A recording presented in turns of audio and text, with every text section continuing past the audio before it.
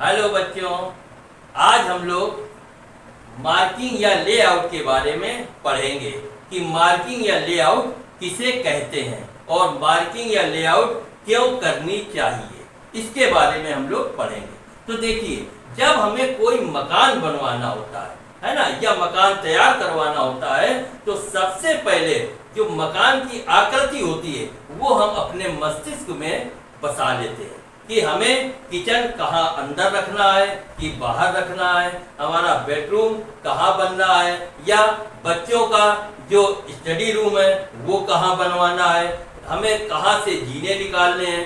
ये सारी आकृति जो है वो सबसे पहले हम अपने मन में बसा लेते हैं, ठीक है ना। फिर वही आकृति जो हमारे मन में बसी होती है, उसी आकृति को हम एक कागज में नक्शे के रूप में या ब्लूप्रिंट के रूप में तैयार कर लेते हैं। देखिए, अगर हम ये नक्शा ना भी बनावें तब भी मकान तो बन जाएगा, लेकिन वो मकान अच्छा नहीं बनेगा। ठीक उसी प्रकार से कि हमें जब कोई जॉब को तैयार करना होता है तो हम क्या करते हैं, सबसे पहले ड्राइंग के अनुसार या ब्लूप्रिंट के अनुसार जॉब की मार्किंग या लेआउट तैयार कर लेना चाहिए। अर्थात जॉब पर ब्लूप्रिंट के अनुसार मार्किंग करने की क्रिया को ही मार्किंग या लेआउट कहते हैं। तो ये हो गया मार्किंग और लेआउट के बारे में। अब मार्किंग के द्वारा कौन कौन सी रेखाएं हम खींच सकते हैं या कौन कौन से ऑपरेशन हम उसमें दिखा सकते हैं। तो मार्किंग में जो भी ऑपरेशन होते हैं, जैसे सीधी लाइन एक होती है, स्ट्रेट लाइन करवा दे, स्ट्रेट लाइन खींच सकते हैं, उस पर सेंटर लगा सकते हैं, उसके द्वारा हम पैरेलल लाइनें जो हैं वो उसमें खींच सकते हैं, और क्या कर सकते हैं, सब जो सेंटर है वो बना सकते हैं। अक्ष रेखाएं जो हैं या हमारी जो डेटम लाइनें हैं उसको हम उस पर दर्शा सकते हैं, कितने डिग्री पर क्या एंगल है, कितना कोण कितने डिग्री पर है उसको हम उस पर दर्शाते हैं। हमारा डायामीटर कितना है, रेडियस कितना है, ये सारी चीजें जो हैं उस मार्किंग में हम जब मार्किंग करते हैं तो जहाँ पर दर्शाते हैं। अर्थात हम ये कह सकते हैं कि मार्किंग जो है वो एक गाइड का कार्य करती है। अर्थात इसका अभिप्राय ये है कि वो गाइड रेखाएं, क्या है मार्किंग, कि वो गाइड रेखाएं जिनकी सहायता से जॉब को सही बनाया जा सके उसे हम मार्किंग या लेआउट कहते हैं। ठीक, तो ये हो गया मार्किंग या लेआउट के बारे में। अब आता है मार्किंग मीडिया के बारे में पढ़ते हैं कि मार्किंग मीडिया क्या होती है। तो मार्किंग मीडिया क्या होती है, मार्किंग मीडिया जो मार्किंग रेखाओं को साफ साफ दर्शाने के लिए उसकी सतह पर जो पदार्थ लगाया जाता है उसको हम मार्किंग मीडिया कहते हैं। अब मार्किंग मीडिया के प्रकार, टाइप्स ऑफ मार्किंग मीडिया। तो मार्किंग मीडिया कितने प्रकार की होती है, तो मार्किंग मीडिया जो है वो तो बहुत प्रकार की होती है, लेकिन मुख्यतः ये 4 प्रकार की जो मार्किंग मीडिया है ये अधिकतर प्रयोग में लाई जाती है। सबसे अधिक उपयोग में लाई जाने वाली कौन सी मार्किंग मीडिया है, सफेदी, जिसको व्हाइट वॉश कहते हैं। दूसरी मार्किंग मीडिया नीले थोथे का घोल अर्थात कॉपर सल्फेट सॉल्यूशन। तीसरा क्या है, पर्शियन ब्लू, और चौथा है सेलुलोस वार्निश अर्थात सेलुलोस लिक्विड। ये 4 प्रकार की मार्किंग मीडिया है जो ये उपयोग में लाई जाती है। अब हम पढ़ते हैं सबसे पहले सफेदी, व्हाइट वॉश। अब हम पढ़ते हैं सफेदी क्या होता है, व्हाइट वॉश होता क्या है। तो सफेदी या व्हाइट वॉश मार्किंग मीडिया क्या होती है, इसको बनाने की कई विधियां हैं। जैसे चाक और पानी को मिलाकर बनाया जा सकता है, चाक और स्प्रिट को मिलाकर बनाया जा सकता है, या सफेद ब्लैक पाउडर को तारपीन के तेल में मिलाकर भी ये सफेदी या व्हाइट वॉश बनाई जा सकती है। अब व्हाइट वॉश या सफेदी का प्रयोग कहाँ करना चाहिए, तो देखिए, जो रफ जॉब होते हैं या जिस जॉबों में जंग लगी होती है या कास्ट आयरन के जो जॉब होते हैं, तो ऐसे जॉबों पर ही व्हाइट वॉश या सफेदी का उपयोग करना चाहिए, क्योंकि ये फिनिश जॉबों के लिए उचित मार्किंग मीडिया नहीं मानी जाती है। अब हम नेक्स्ट पढ़ते हैं नीले थोथे का घोल अर्थात कॉपर सल्फेट सॉल्यूशन के बारे में। तो नीले थोथे का घोल कैसे बनाया जाता है? तो इसको बनाने के लिए थोथे के पाउडर को पानी में घोलकर और फिर कुछ बूंदे जो हैं वो सोरे के तेजाब की डाली जाती है, अर्थात नाइट्रिक एसिड की कुछ बूंदों को उसमें डाला जाता है। लेकिन अब ये ध्यान रखना पड़ता है क्योंकि ये क्या हो जाता है, एक विष या जहर बन जाता है, अर्थात जब तक घोल सूख न जाए तब तक हमें मार्किंग नहीं करनी चाहिए, अन्यथा घोल जो है मार्किंग करेंगे घोल से तो मार्किंग टूल पर लगेगा और मार्किंग टूल लगने के बाद वो क्या है, हम अगर मार्किंग कर रहे हैं तो हमारे हाथों में लगेगा जो कि हमारे लिए नुकसान कर सकता है। तो इसका उपयोग जो कॉपर सल्फेट है उसका उपयोग बड़ी सावधानी पूर्वक करना चाहिए। अब आता है तीसरा पर्शियन ब्लू क्या होता है। तो पर्शियन ब्लू क्या होता है, ये जो है प्रायः मशीन या फाइल की गई सतहों पर ही प्रयोग किया जाता है और इस पर खींची गई रेखाएं जो हैं वो तो साफ और स्पष्ट दिखाई देती हैं, लेकिन इस पर एक कमी है कि ये जल्दी सूखता नहीं है और सूख भी गया तो क्या है, जब इस पर कारीगर कोई कार्य करता है या हम उस पर मार्किंग करेंगे तो ये मिट भी जाती है। तो ये इसमें एक कमी है पर्शियन ब्लू। और सबसे चौथा हम लोग पढ़ेंगे सेलुलोज वार्निश। सबसे बढ़िया जो अगर मार्किंग मीडिया है तो सेलुलोज वार्निश मानी जाती है। यह एक सबसे उत्तम मार्किंग मीडिया है और ये बाजार में कई कलर या रंगों में आती है, ठीक है ना। ये बहुत जल्दी सूखता भी है और मार्किंग करने पर इसके द्वारा जो रेखाएं खींचते हैं वो बिल्कुल स्पष्ट और साफ दिखाई पड़ती है। तो ये 4 मार्किंग मीडिया हुआ। अब हम लोग पढ़ेंगे इसका उद्देश्य क्या है ना, पर्पस क्या है, मार्किंग का हमारा उद्देश्य या पर्पस क्या है। तो मार्किंग का उद्देश्य हमारा, मार्किंग मीडिया का क्या उद्देश्य है, तो मार्किंग मीडिया का उद्देश्य क्या है, इसके द्वारा पहला तो ये है कि मार्किंग जो है वो रेखाएं कारीगर के लिए गाइड का कार्य करती है, ठीक है ना, जिससे वो जाप को सही व शीघ्र बना लेता है।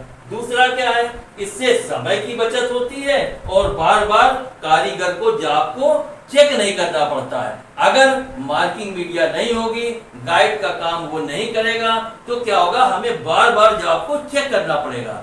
लेकिन अगर मार्किंग है तो हमें पता रहता है कि हमें कितना जाप को काटना है। और नेक्स्ट क्या है, मार्किंग करने से कारीगर को ये पता रहता है कि हमें पहले कौन सा ऑपरेशन करना है, इसके बाद नेक्स्ट ऑपरेशन कौन है, फिर इसके बाद नेक्स्ट ऑपरेशन कौन है। ये सारी चीजें हमें इसके मार्किंग मीडिया के द्वारा पता रहती हैं। और फाइलिंग या मशीन के द्वारा कितनी धातु काटनी है, कितना मेटल काटना है, ये सारी जानकारी हमें मार्किंग मीडिया के माध्यम से पता लगती रहती है। अब हम पढ़ते हैं मार्किंग विधियां, मार्किंग मेथड क्या होता है उसके बारे में पढ़ते हैं। तो देखो, मार्किंग की अनेक विधियां होती हैं, परंतु उसमें से कुछ इस प्रकार या निम्नलिखित है। जैसे पहली कौन सी है, सेंटर लाइन विधि। सेंटर लाइन मेथड क्या होता है, जो टेढ़े मेढ़े आकृति वाले जवाब होते हैं जिनकी कोई भी भुजा फिनिश न हो, ऐसे जवाबों पर मार्किंग करने के लिए सेंटर लाइन विधि या सेंटर लाइन मेथड को अपनाते हैं। इसके लिए जवाब के सेंटर में एक अनुमानित रेखा को खींच लेते हैं और फिर उसी को बेस मानकर मार्किंग की जाती। जैसे एग्जांपल के लिए हम बताते हैं, ये क्या है, इस पर मान लीजिए ये जवाब है आपका, ये जवाब है। अब इसमें क्या है, कोई भी लाइन हमारी जो है वो समकोण पर नहीं है, राइट एंगल नहीं है, ठीक है ना। तो ऐसे जवाबों पर अगर हमें मार्किंग करनी हो तो क्या करेंगे, एक अनुमानित रेखा सेंटर बना लेते हैं। जैसे इसका ये हमने एक अनुमान लिया कि लगभग ये सेंटर आया, ठीक है ना, तो इसको ये एक रेखा ऐसे बिल्कुल सेंटर पे खींच लिया। वो थोड़ा कम थोड़ा ज्यादा होगा, लेकिन अनुमानित रेखा खींच ली। उसी प्रकार से इसमें से देख लेते हैं, लगभग ये सेंटर ऐसे करके ऐसे, और ये एक सेंटर लाइन मिला देते हैं, ठीक है ना। तो ये हमारा आ गया सेंटर। अब हम इसको बेस मानकर कि हमें मार्किंग करते हैं। जैसे अब यहाँ से 5 mm की दूरी पे, ये 8 mm की दूरी पे 2 होल बनाने हैं, इधर कितने 6 mm की दूरी पे एक 7 mm की, इधर 5 mm। तो इस तरीके से इसको बेस मान के हम सब ऊपर नीचे जहां भी हमें मार्किंग करनी होती है, जो भी ऑपरेशन की रेखाएं खींचनी होती है, तो हम रेखा खींच लेते हैं। तो ये हो गई सेंटर लाइन विधि, क्योंकि इसमें कोई भी जो सतह है वो समकोण पर नहीं है। तो ऐसी सतहों पर मार्किंग करने के लिए हमें सेंटर में एक लाइन खींच ली जाती है, ठीक है ना। तो अनुमानित एक सेंटर लाइन खींच लिया, तो ये हो गई सेंटर लाइन विधि। अब दूसरा पढ़ते हैं टेम्पलेट द्वारा मार्किंग कैसे की जाती है। Marking by template. देखिए जहां पर बहु उत्पादन जाबों पर मार्किंग करनी हो या मास प्रोडक्शन में मार्किंग करनी हो, तो ऐसे जाबों के लिए हम क्या करते हैं, ये टेम्पलेट द्वारा मार्किंग विधि को अपनाते हैं। इसमें क्या होता है, इसमें जैसा जाब होता है उसी जाब के आकार का लोहे या एल्युमिनियम शीट से एक टेम्पलेट तैयार कर लेते हैं और फिर उसी टेम्पलेट को जाब पर रखकर स्क्राइबर के द्वारा रेखाएं खींच देते हैं। तो इस प्रकार से फटाफट जल्दी जल्दी मार्किंग हो जाती। जैसे मान लीजिए एक प्लेट हमारी ये है, ये हमारी एक प्लेट है, ठीक है ना। और हमको ऑपरेशन क्या है, मार्किंग कैसी करनी है। मान लीजिए हमें जाब पर मार्किंग करनी है ऐसे, ये जॉब पर मार्किंग करनी है। और मान लीजिए 2 होल हैं, ये 2 ड्रिल किए हुए हैं, ठीक है ना, ये होल है।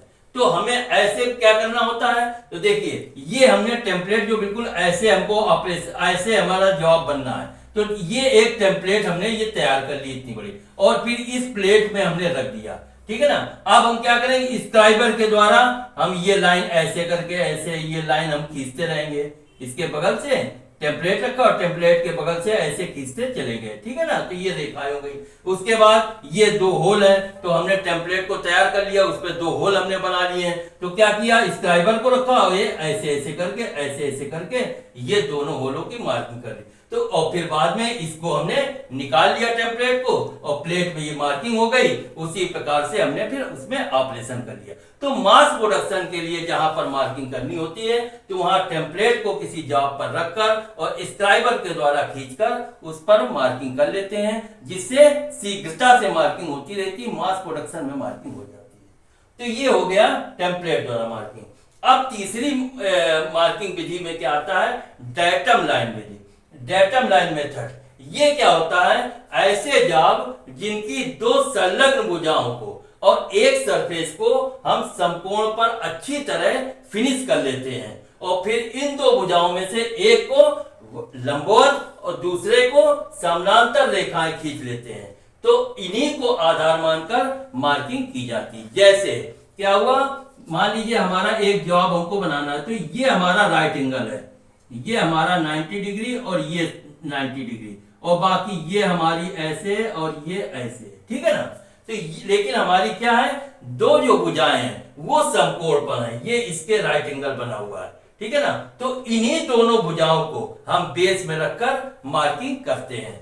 जैसे हमने अब हमें यहां से रेखाएं खींचनी है, पहले लिखे यहाँ से 5 mm की, ये खींच दी, इसको माना 5 mm, फिर यहाँ से 10 mm ये खींच दिया, यहाँ से 12 mm ये खींच दिया। तो इसको बेस मानते हुए हमें जैसी भी मार्किंग करनी है वो कर लेते हैं। और इधर से मार्किंग करनी होगी तो क्या है, यहाँ से हमारा 6 mm की दूरी पे होल है, तो यहाँ से 6 mm पे ये लगाया, ठीक है ना, और ये 6 mm का होल हो गया, ठीक है ना। यहाँ से फिर 10 mm की दूरी है, 10 mm, तो इसको और इसको, इन दोनों को बेस मानकर जो हमारी 2 समकोण में भुजाएं हैं, 90 डिग्री में जो भुजाएं बनी हैं, उनको बेस मानकर जो हम रेखाएं या मार्किंग करते हैं, उसके द्वारा मार्किंग करते हैं, वो डेटम लाइन विधि होती है।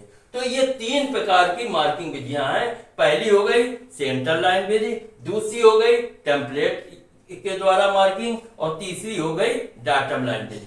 तीनों के बारे में हमने पढ़ लिया। सेंटर लाइन विधि क्या होती है, टेढ़े मेढ़े आकृति वाले जॉबों पर मार्किंग करने के लिए सेंटर लाइन विधि अपनाते हैं। कैसे अपनाते हैं, ये देखिए टेढ़ा मेढ़ा जॉब हमने बताया, और कैसे इसमें एक अनुमानित रेखा सेंटर लाइन बना ली, इसकी और इसकी दोनों का एक अनुमानित रेखा खींच लिया, और ये हमारा सेंटर बन गया। और इसी को बेस मान के अब यहाँ से रेखाएं हम खींचेंगे जहां भी हमको जैसा ऑपरेशन करने हैं, ठीक है ना। तो ये एक सेंटर लाइन है। उसी प्रकार दूसरी हम लोगों ने पढ़ी टेम्पलेट द्वारा मार्किंग, जहां पर मास प्रोडक्शन में हमें मार्किंग करनी होती है तो वहां पर टेम्पलेट को रखकर और उसके द्वारा हम मार्किंग करते हैं। जैसे हमने ये दिखाया, ये एक प्लेट थी हमारी और हमारा ये जो है हमें जॉब है, ये हमारा पार्ट है, तो हमने लोहे की या एल्युमिनियम शीट की एक टेम्पलेट ये हमने तैयार कर ली थी फिनिश, और इस पर ये 2 होल थे तो इसमें होल भी हमने कर लिए थे।